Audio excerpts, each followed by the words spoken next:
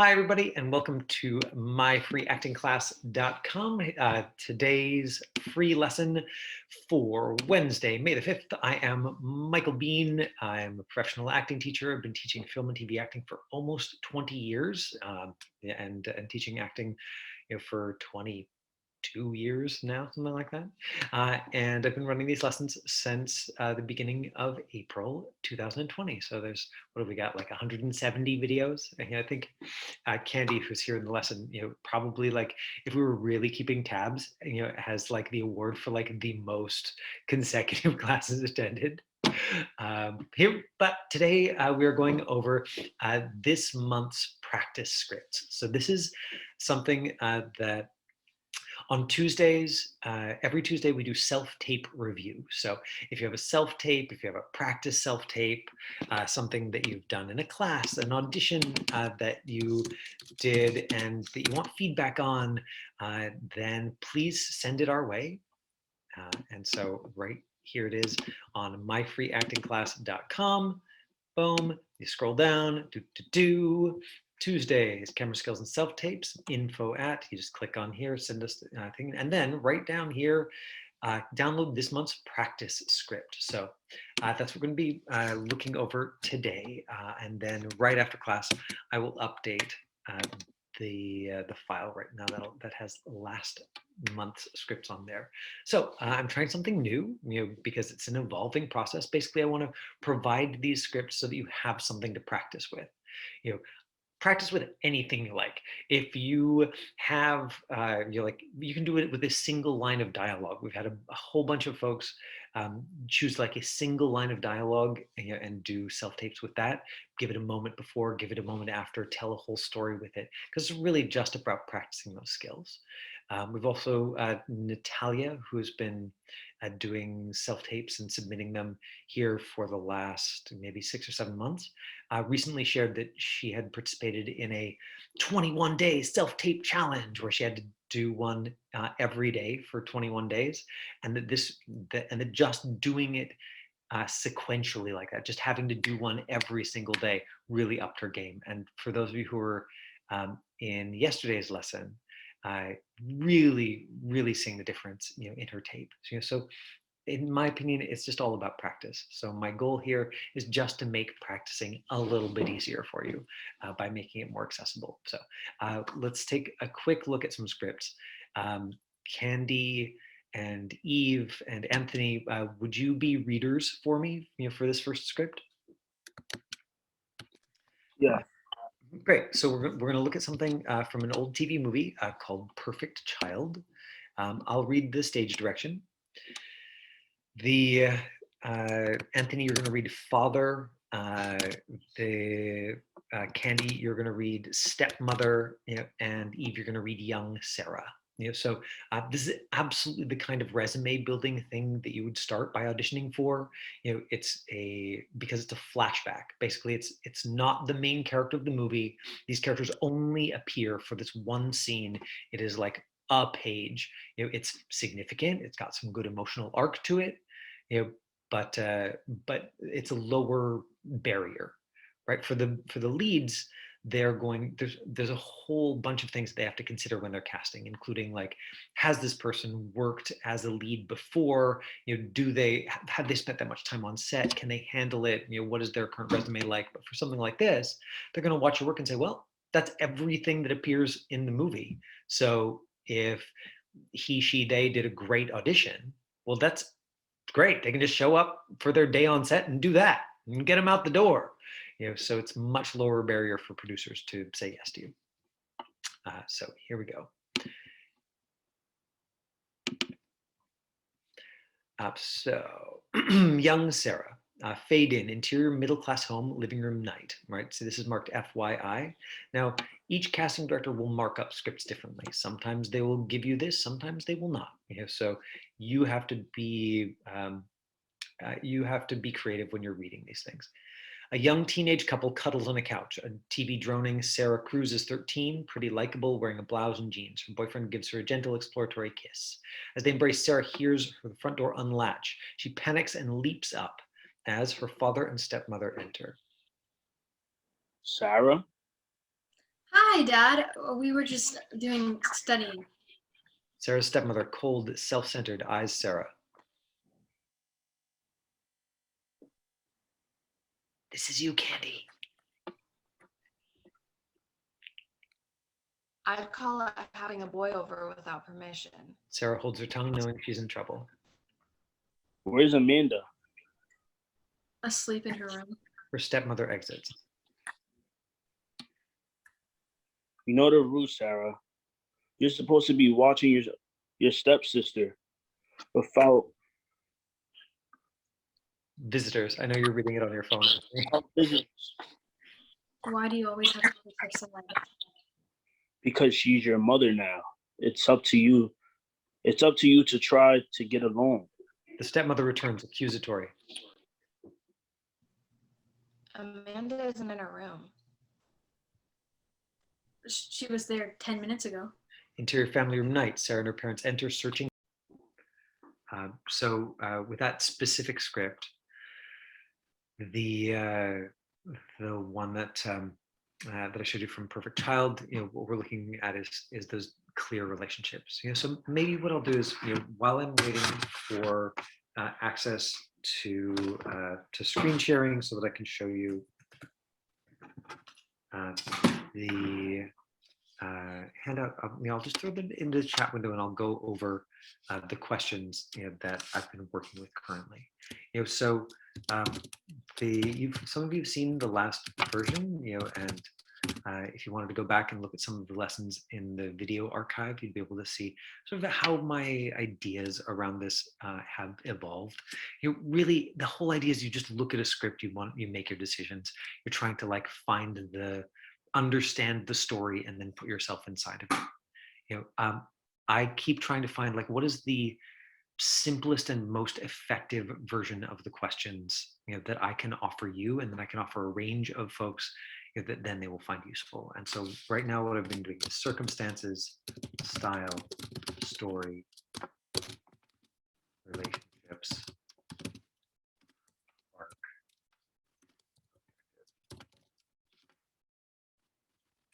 arc. And so if we were going to, oh, this still hasn't fired itself up. Okay, just got to give it my attention for 1 second. Try not to rush anything.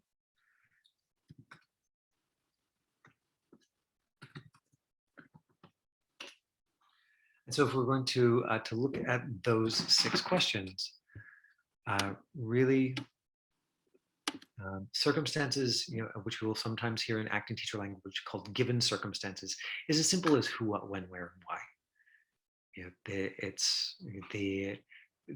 Don't try and get too fancy with the language. It's just looking at the script and going, okay, where is my character? What is happening around them? Who are they talking to? What's going on there?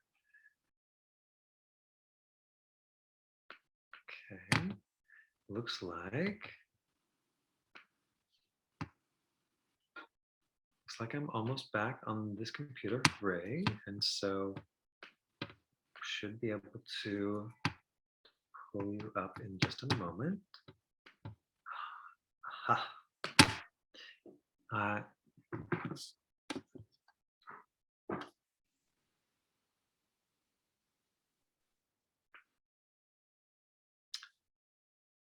Okay, so this is a little bit confusing, but I think we can do this.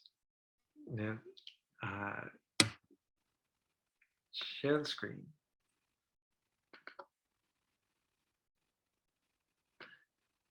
Right, and so who, what, when, where, why, the moment before, the moment after. Now in this case, in this script, you've got the moment before and the moment after included in the script. So that makes your life a little bit easier. Style, episodic, pilot, feature, a movie of the week, tone, genre. It's not that you have to make exhaustive choices here, but it is important, I think, to know what kind of show you're in before you start preparing. Right? It's also important, and this isn't listed specifically in that circumstances question, but if there is a word that you don't understand, make sure that you look it up before you prepare. If there's a word you don't know how to pronounce, Google Translate makes it super easy. You type it in, you hit the little audio button in the corner, and it'll say the word for you. Right, so make sure you look up those things before you start running your labs, before you start preparing. Right, you basically want to go through and understand the story as clearly as possible. So this style can be a pretty quick decision. But that quick decision is important because if it is for instance, a multi-camera sitcom, then you're going to play it big and broad. And if it is a like gritty, dark, realistic, show, then you're going to make those same. You might make some of the same technical choices, but in terms of the energy you give it and how you present it is going to be significantly different. Story, what's the story from your perspective, right? Relationship and strong feeling or opinion about yourself, about the other people, but just make sure that everything in the scene you've got a strong feeling or opinion about. When have you felt that same strong feeling or opinion? I'll sometimes call that personalizing. It's the different from what's called substitution, which substitution is if you are like actually lifting something sort of directly, from your life experience. You're like, oh yeah, no, I've had that exact same experience before. Arc, how your feelings or opinions change from the beginning to the end. An objective, what you want the other person to do or feel.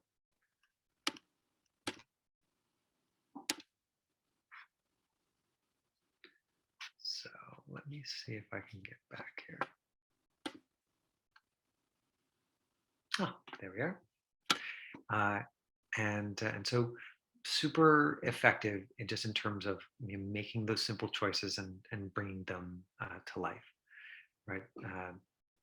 Circumstances, like where are they in the scene? Well, you're in your parents' living room. You're in your own living room.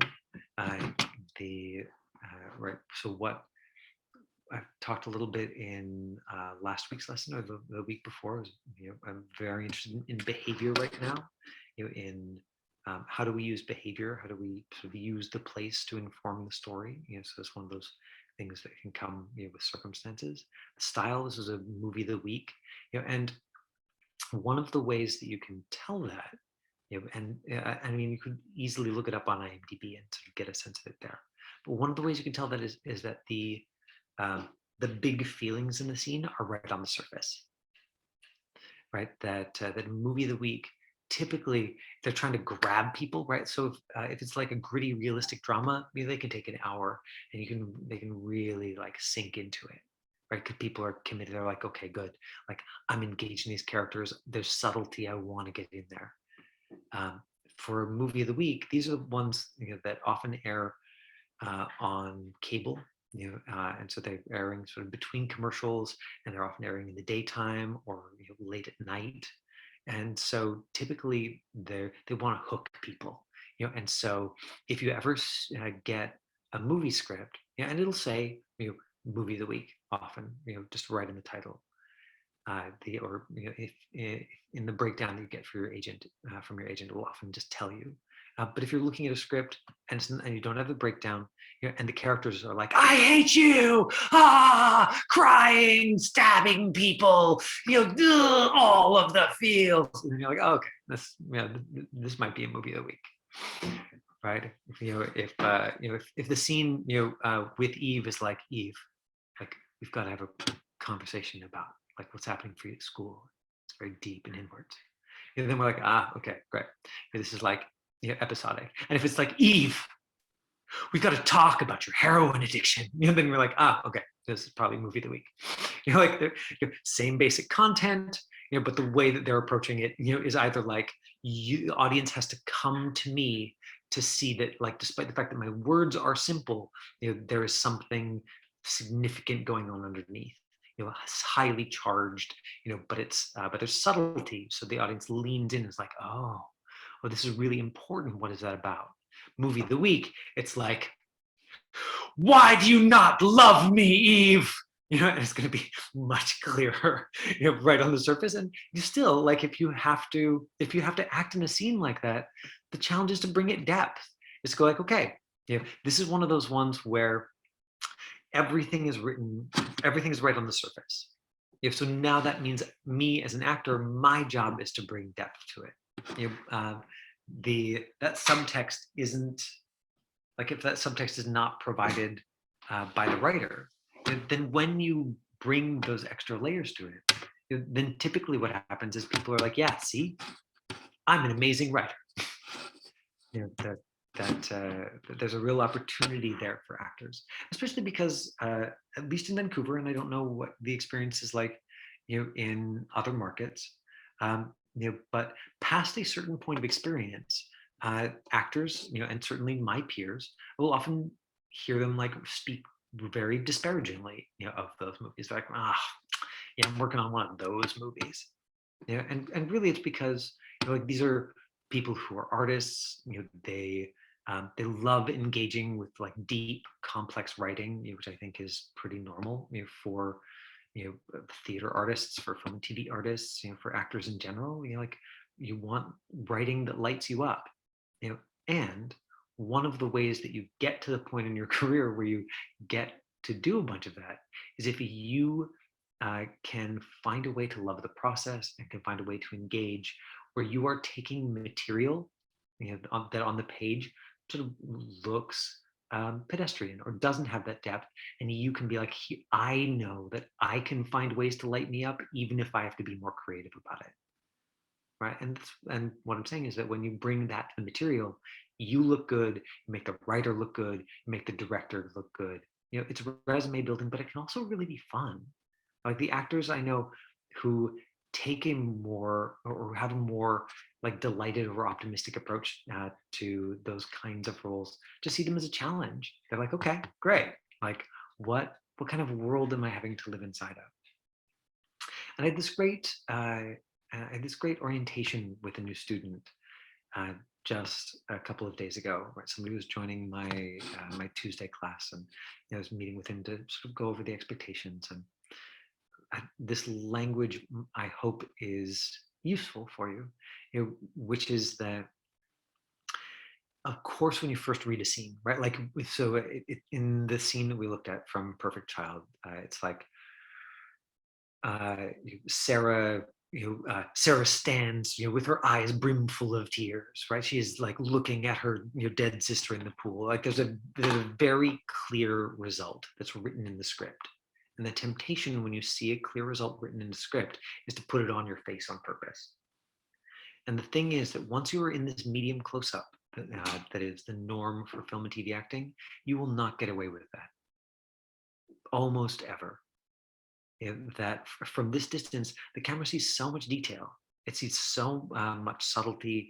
It's hearing so much nuance in my voice. Even on the teeny little microphone that is attached to my laptop, it's still hearing a nuance in my voice. You're still seeing like little micro muscles around my eyes and my forehead and my face that are giving you extra information about how I'm feeling. So if I try to fake that, then probably what I'm doing is I'm engaging like 2 or 3 of these big muscles and going, oh, and you're just like, okay, yeah, no, I don't buy that at all. No. And so the challenge is that, of course, like as an actor, as a storyteller, as somebody who's like excited about this, you see the result. You look at the script and you're like, boom, I see it. There's a result there. And so I want to just put it on my face. And the next step is to go, okay, actually what I need, if I want that result, can't put it on my face, but I do actually want that result. So instead I need to adjust the world. I need to adjust the world to give me that result, because that's our life, right? That is the creative task, is imagining yourself into that world in a way that genuinely activates that result for you. And that's what makes it an art form, because it's going to be a little different every time. Like it's going to be substantially different from person to person, but even in just you, you are going to have to continue to stay engaged and continue to stay curious and continue to be creative about it, because maybe you find something you're like, oh yeah, if I just if I just remember the experience of my dog getting hit by a car when I was a child, and I just and I take that moment to like look over there and like see the dog getting hit by the car, boom, it has this effect on me. Yeah, maybe that happens like 2 or 3 or 5 times in rehearsal, and then you get to taping it. You're like, okay, cool, I'm gonna tape it. And you look over at the dog and nothing. Yeah, then you're like, okay, interesting. Like that, it worked in rehearsal, or it worked in the first take, but then it didn't work in the take after that. How can I adjust the world? How can I adjust my imaginary circumstances to give me the result that I want? And so you can, right, you can go into memory like that. You can go into sensation, right? Like you can fully enter the story. You can sort of build a sense of the sister as this like delightful person who you love. You can fill that up with either somebody you actually love, or just the full story idea of like cute little girl, where you're like, okay, right, not generic cute little girl, but like I remember, or I can think of, and whether it's imagination or memory, you build that so that then when you see that something terrible has happened to her, boom, we get to see it on your face. It doesn't matter if you leak, right? So memory, imagination, and there's an element of technical skill there as well. The sort of involves knowing yourself. I haven't been able to get my other computer going, and so I had grand ambitions to show you 2 more scripts, but now you're gonna have to wait until next Wednesday. But I'll upload those scripts. What I've got is yesterday Nicholas asked for a villain, and so I've got Thug, from the show Snowpiercer, who's like the like henchman to the main guy, and it's just 1 page, and he like drags the guy in and is like, yeah, come on, get with it. And I also put in there 1 page of a really fun, quirky 4-page scene for you, Candy, which is this. It's like a banter between newlyweds, where she's starting on her phone, on the phone, like just like chatting with her mom, and then like bantering back and forth, with like her sort of new husband, and they're like, it's a very silly and quirky and funny, and they're it's written comedy, and they're not being mean to each other at all. They're just like lovingly poking each other, in like very bizarre ways. And Candy, once you've looked at it, if you want all 4 pages of it, you just email me and I'll send you the whole thing. Okay, that's 4:31. Thank you for those of you who showed up live and in person. Do you have questions about anything that I've said? Because that's got to be the advantage of showing up in person instead of watching on YouTube, is that you get to ask questions. So is there anything that you would like me to talk more about, or questions about sort of what I've covered here, anything else that's on your acting minds that you want to throw at me before we wrap today? Michael, would you put a script in there for me? Something appropriate? Of course, yeah. You don't. I was thinking that the stepmother would be totally appropriate for you there. Okay. Right. I wanted to have just like a small range of scripts that covered the full range. So take a look at it. I probably don't want to do Thug. No. But you could do the stepmother, or if you wanted to do the fun bantery scene between the newlyweds. There's no reason that character has to be in their 20s. And also if you look at it and you're like, actually, like I really want something that is that's written for a character who's my age, Artie, then email me and absolutely I will add that for next week, because I do want to sort of this month's practice scenes to put up enough options there that everybody's got something to like, okay, I can latch onto that and play with that. And then we can spend a couple of weeks looking at self-tapes for those characters and going into a little more depth in understanding the circumstances and some of the technical skills that go with telling those stories. Anybody else got a question for me? Okay, going once. Work on your face expressions when you like doing a script read and more stuff like that. Sorry, I missed maybe the first part of your question. What do you want me to? What's the question about facial expressions?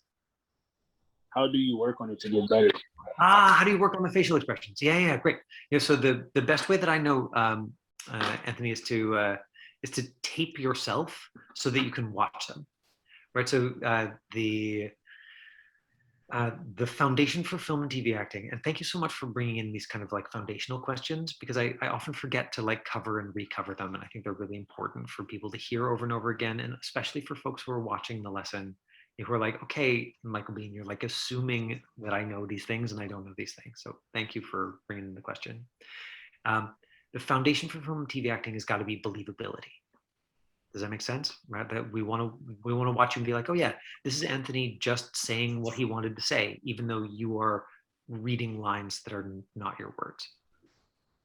And so if you want that foundation, if we see you trying to make faces at all, we are very, very unlikely to believe you. And so that's what I mean. If you are working on your facial expressions on purpose, if you're like, okay, now I'm sad, and so how do I make the sad face? But if you're trying to, in any way, put that expression on your face on purpose, probably we will catch you at it, and you will look fake.